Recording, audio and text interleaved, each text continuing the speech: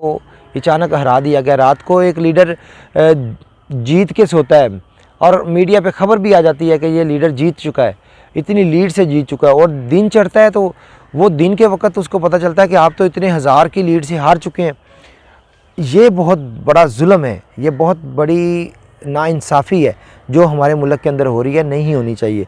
तो इसलिए मैं गुजारिश करूँगा कि आप आवाम के बिस्मिल्लाहिर्रहमानिर्रहीम अल्लाहुम्मा सल्ली अला सय्यिदिना मुहम्मद व अला आलि सय्यिदिना मुहम्मद मुबारक सल्ली अलैहि। नाज़रीन इकराम, आज के व्लॉग का हम आगाज़ अल्लाह के नाम से और आका करीम सल्लल्लाहु अलैहि वसल्लम पर दुरूद व सलाम के साथ करते हैं। नाज़रीन इकराम, आज 10 फरवरी है, 10 फरवरी 2024।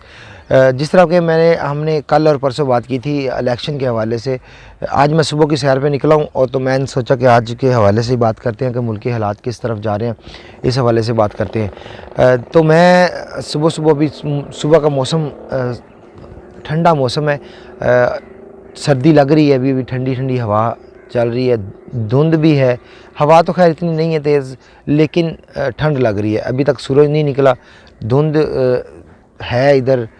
तो मैं आपको बताऊं, आज के हवाले से हम बात करते हैं कि आज हमारे मुल्क पाकिस्तान में क्या होने जा रहा है। नाज़रीन, आज 10 फरवरी है और आज 10 फरवरी के दिन इलेक्शन में जो धांधली की गई है उसके ख़िलाफ़ तहरीके लब्बैक ने आज एहतजाज की कॉल दी है।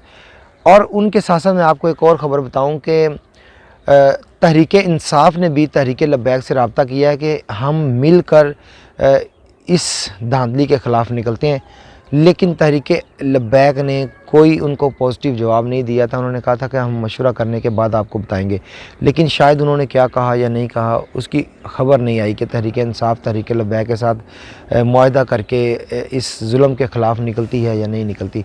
अगर निकलती है तो ठीक, नहीं निकलती तो फिर भी उनका अपना मसला है। लेकिन बात यह है कि एक बंदा जिसको आवाम सेलेक्ट करती है और उसको फिर उसका हक़ नहीं दिया जाता तो फिर वो ज़ाहिर है सड़कों पे आएगा। वो चाहे तहरीके लब्बैक का हो, तहरीके इंसाफ का हो, या वो नून लीग का हो, या वो PTI का, या मतलब पीपल पार्टी का हो, किसी भी पार्टी का हो। जब उसको आवाम ने सिलेक्ट किया है, उसको वोट मिले हैं और वो उसको वोट आप उसका हक़ उसको नहीं दे रहे तो फिर वो सड़कों पर निकलेगा। तो इसलिए मैं अपने हुक्काम वाला से ये मुतालबा करूँगा कि हमारे मुल्क पाकिस्तान के हालात को बेहतर रखने के लिए आवाम का हक़ उनको दिया जाए। और जो हमारे MNA या MPAs जिन्होंने इतनी मेहनत की है और आवाम ने उनको सिलेक्ट किया है, तो आप भी उनको एक्सेप्ट करें, आप भी उनको सीट दें। तो इसलिए अगर तहरीके इंसाफ के साथ कोई 2 नंबरी हुई है, धांधली की गई है, तो मैं समझता हूँ ये भी बुरी बात है। और तहरीके लब्बैक के साथ अगर हुआ है तो वो ये भी गलत बात है।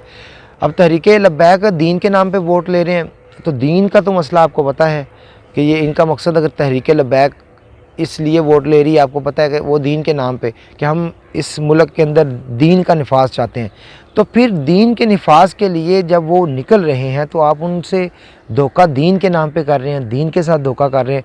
तो ये धोखा नहीं होना चाहिए और उनका हक़ उनको मिलना चाहिए।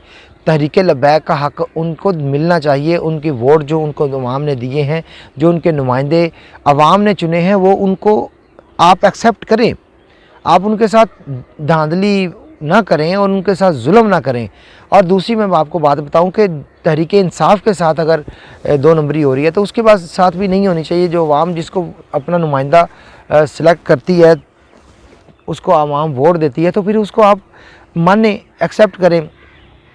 तो इसलिए अगर मुल्क पाकिस्तान के अंदर ऐसा हो रहा है तो इसकी वजह से मुल्क पाकिस्तान के अंदर अफरा तफरी फैलेगी और नुकसान हमारे मुल्क का होना है, किसी फ़र्द वाहद का नुकसान नहीं है।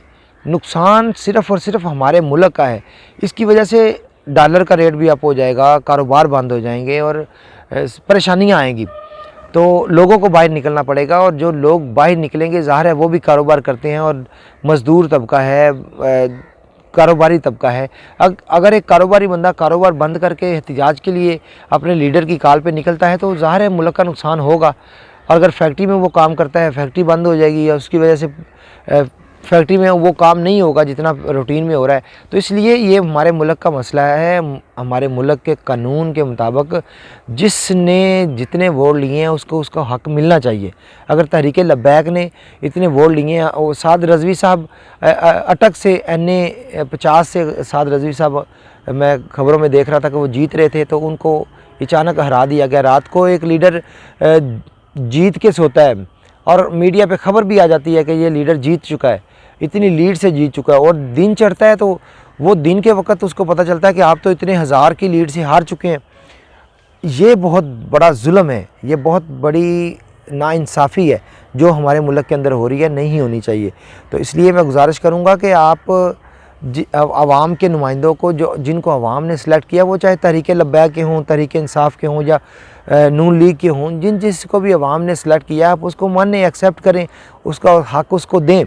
अगर नहीं होगा तो फिर नुकसान होगा हमारे मुल्क का, और हमारी आवाम का भी नुकसान होगा।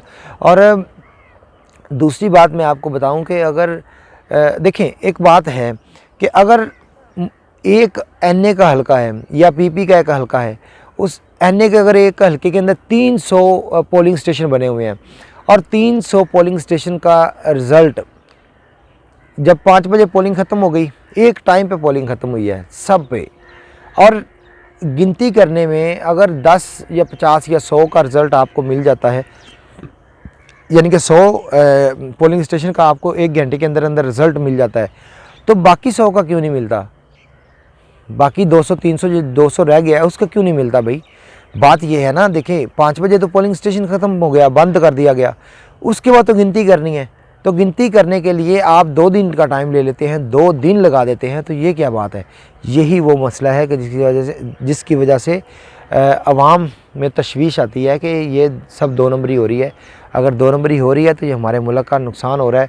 तो इसलिए खुदारा जिनको अवाम ने सेलेक्ट किया है, आप उनको उनका हक़ दें, ताकि हमारे मुल्क के अंदर अफरा तफरी ना फैले।